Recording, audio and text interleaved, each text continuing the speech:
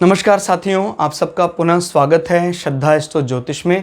आज हम लोग कवर करने वाले हैं सिंह लगन की कुंडली में यदि शुक्र षष्ठम भाव में बैठे हैं तो क्या फल है। हम ये भी कह सकते हैं सिंह लगन की कुंडली में मकर राशि के शुक्र किस प्रकार का फल देते हैं। इससे पहले हम लोग चैनल में सूर्य से लेकर बृहस्पति तक की कंप्लीट वीडियो रिकॉर्डिंग अपलोड कर चुके हैं। कोई भी व्यक्ति भृगु सरल पद्धति को आधार बनाकर ज्योतिष को सीखना चाहता है, हमारे चैनल को सब्सक्राइब कर सकता है। हम जल्दी ही सूर्य से लेकर राहु केतु तक 9 के 9 ग्रहों का 12 अलग अलग लग्न की 12 अलग अलग राशियों फल को अपलोड करने वाले हैं। इस अपलोडेशन को टाइमली पाने के लिए बेल आइकन दबाएं ताकि आपको सारा अपलोडेशन टाइमली मिल सके। मेरा नाम है सनत कुमार वाजपेयी। 15 सालों का अनुभव मुझे साइंस एंड एस्ट्रोलॉजी में। हमारे बारे में और अधिक जानकारी के लिए सिंपली गूगल करें, सनत वाजपेयी लिखें, आपको हमारे बारे में कंप्लीट इन्फॉर्मेशन मिल जाएगी। तो आइए शुरुआत करते हैं आज की क्लास का। लग्न से गिनते अगर हम एंटी क्लॉकवाइज तो ये आता है षष्ठम या छठा भाव। फिलहाल मकर राशि जहाँ शुक्र बैठे हैं। छठा भाव दोस्तों क्या बताता है, हमारे जीवन में रिपु भाव कहा जाता है, शत्रु भाव। हमारे जीवन संबंधी कोई भी ऋण देखने हो, कर्ज देखने हो, वो छठे भाव से देखे जाते हैं। कोई भी रोग व्याधियाँ परेशान करेंगी, छठे भाव से देखा जाता है। स्पेशली बॉडी का, क्योंकि ये स्टमक के निचला हिस्सा, इंटेस्टाइन या अपेंडिक्स, किडनी या आपका फीट दर्द से संबंधित कोई दिक्कतें, वो सब हम छठे भाव से देखते हैं। काल पुरुष की कुंडली में ये क्योंकि छठी राशि भी रिप्रेजेंट करते हैं, तो अगर यहाँ कोई दिक्कत है, साथ साथ आपको कन्या राशि में भी दिक्कत है, तो इससे पुष्टि हो जाती है भाई छठा भाव आपका कमज़ोर होगा। क्लियर हो गया। और यहाँ से हम आपके किसी काम को जो फिनिशिंग टच देते हैं, आप कार्य की शुरुआत कहाँ से देखी जाती है? तीसरे भाव से। किसी काम की जो आप ख़त्म करते हैं उसको छठे भाव से।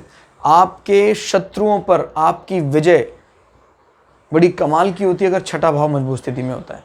ये सभी प्रकार की प्रतियोगिताओं को भी बताता है।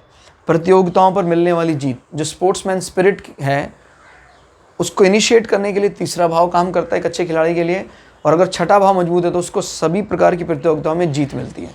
नॉट ओनली स्पोर्ट्समैन, कोई भी प्रकार के कोई एंट्रेंस एग्जामिनेशन है, गवर्नमेंट के एग्ज़ाम दे रहे हैं, अगर छठे भाव का पॉजिटिवली संबंध बन रहा है 10 के साथ, बहुत अच्छा संबंध बन रहा है, तो इसके बाद आपको एक अच्छी स्टेटस, एक अच्छा जॉब जरूर मिलेगा। क्लियर हो गया।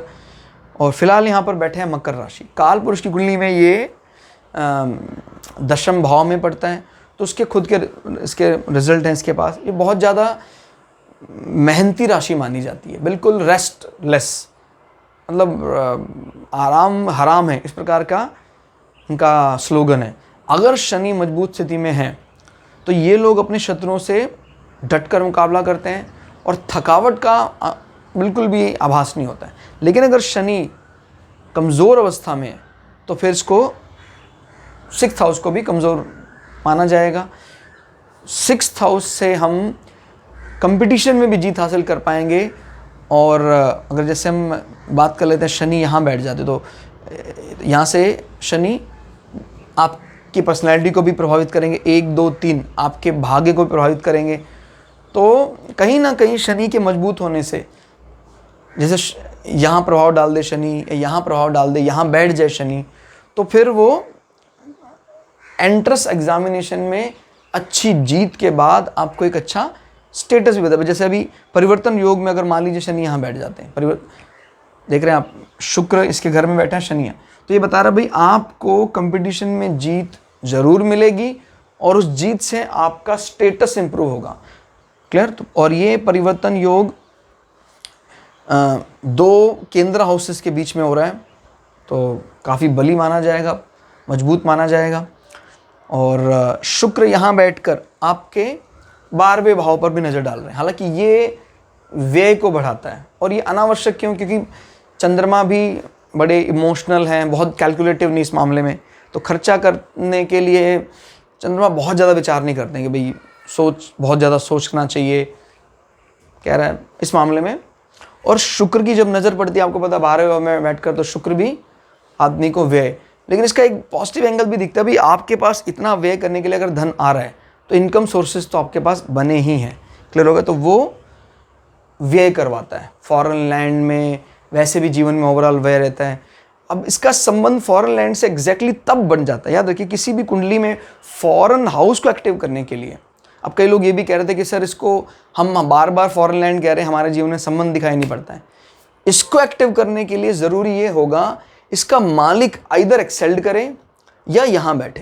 भाई जब तक इस घर का मालिक को आपने बल नहीं दिया है तब तक फॉरेन लैंड शब्द तो एक्टिव नहीं दिखाई देता है, सिर्फ आप कह सकते हैं व्यय भाव तक सीमित रहेगा। क्लियर हो गया? तो याद रखिएगा, या तो इसका स्वामी केंद्र में मजबूत स्थिति में बैठ जाए, क्लियर हो गया, जैसे 10th हाउस में उसका प्रभाव हो मजबूत स्थिति में, अगर चंद्रमा यहाँ बैठ जाता है तो फिर फॉरेन लैंड एक्टिव कर दिया आपने। कर्म का डायरेक्ट कनेक्शन है फॉरेन लैंड के साथ। इधर अगर वो ऐसे बैठा है इधर उधर तो हम हर बार उसको यूएसए और कनाडा के साथ या ऑस्ट्रेलिया के साथ नहीं जोड़ेंगे।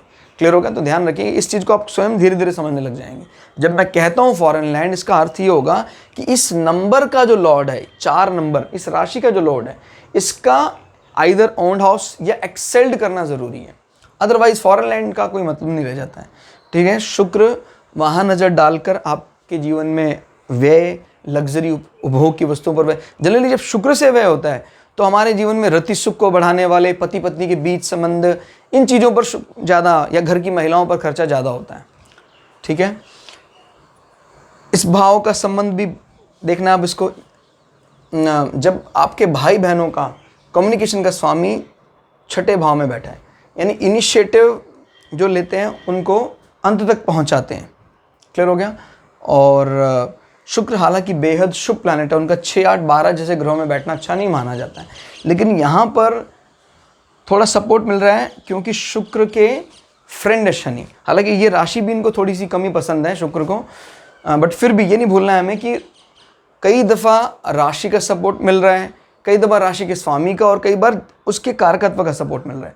अगर ये सारे सपोर्ट हट जाए तो फिर कोई ग्रह पूरी तरह निष्क्रिय हो जाता है, फिर वो फल देने के मूड में नहीं रहता है, बट स्टिल फल देने के मूड में तो हैं।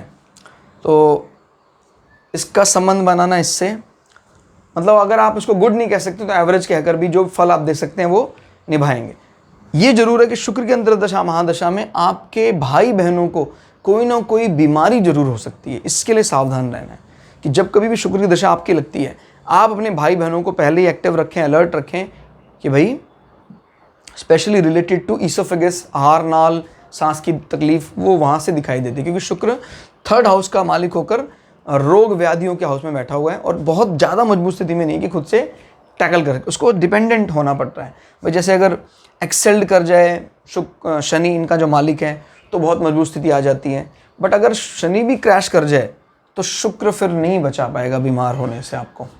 और ये बताता है कि भाई आपके गले में भी उस समय थोड़ी सी रुकावटें, थोड़ी सी दिक्कतें आ सकती हैं। जहाँ तक बात काम को लेकर है, काम के जो इनिशियल्स लेते हैं उसको फाइनल टच तक ज़रूर पहुँचाते हैं, क्योंकि इसका फाइनल टच कहाँ मिलता है? 6 नंबर पर। क्लियर हो गया? और तृतीय भाव आपकी यात्राओं को बताता है, लेकिन ये यात्रा ज़्यादा करने पर उल्टा बीमार करने वाली, छोटी छोटी यात्राएं, आप चले गए वहाँ घूमकर बीमार हो गए, इस प्रकार की बातें दिखाई देती हैं। क्लियर हो गया? ज़्यादा यात्राएं जीवन में ऋण बढ़ाने वाली होंगी या शत्रु बढ़ाने वाली भी हो सकती हैं। ये डिपेंडेंट है शुक्र, इस समय थोड़ा ध्यान रखिएगा। अगर शनि का बल मिल रहा है इसको, तो फिर इसको हम ज़्यादा नंबर देंगे। 1, 2, 3, 4 भाइयों के सुख को यहाँ से देखा जाता है। तो जब अगर शुक्र निर्बली हो जाए, बिल्कुल ही ये शनि सपोर्ट ना करे, तो फिर भाइयों के सुख को भी कम करता है।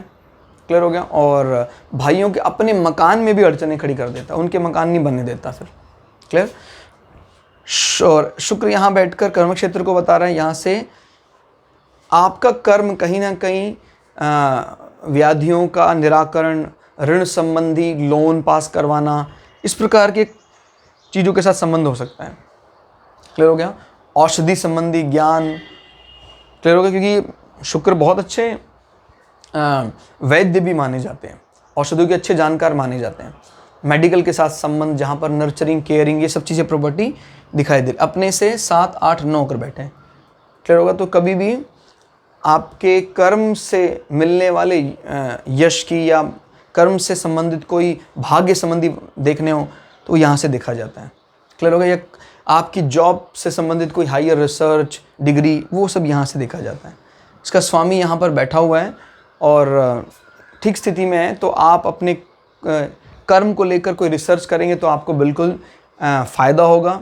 शुक्र जो फील्ड बताता है उस फील्ड को आप तभी पकड़ पाएंगे जब आप कुंडली के सारे ग्रह सामने रख देंगे, क्योंकि जब सारे ग्रह रखेंगे तो शुक्र पर किसी और ग्रह की दृष्टि, किसी और ग्रह का कंजंक्शन एक नई चीज़ इन्वॉल्व करेगा, लेकिन इस नंबर का प्रभाव सबसे ज़्यादा रहेगा। क्लियर हो गया? तो ये बात तय है कि कोई भी लग्न जब तय कर दिया जाता है यहाँ, तो प्रभाव तो इसी के पास रिजर्व्ड रहता है। फिर इसमें क्या क्या ऐड ऑन हो रहे हैं वो करते रहने। तो ये बात होता है कि भाई इसका प्रोफेशन शुक्र से संबंधित होगा। Fashion, export import, mass communication, इससे के इर्द गिर्द घूमेगा उसका प्रोफेशन। अब इसमें जितने भी ऐड ऑन आप कर सकते हैं आप करते जाइएगा। तो दोस्तों आज की क्लास में इतना ही। क्लास आपको कैसी लगी कमेंट करके ज़रूर बताइएगा। मिलते हैं अगली क्लास में, तब तक के लिए जय श्री भगु पराशरा, जय श्री शुक्राचार्य, नमस्कार।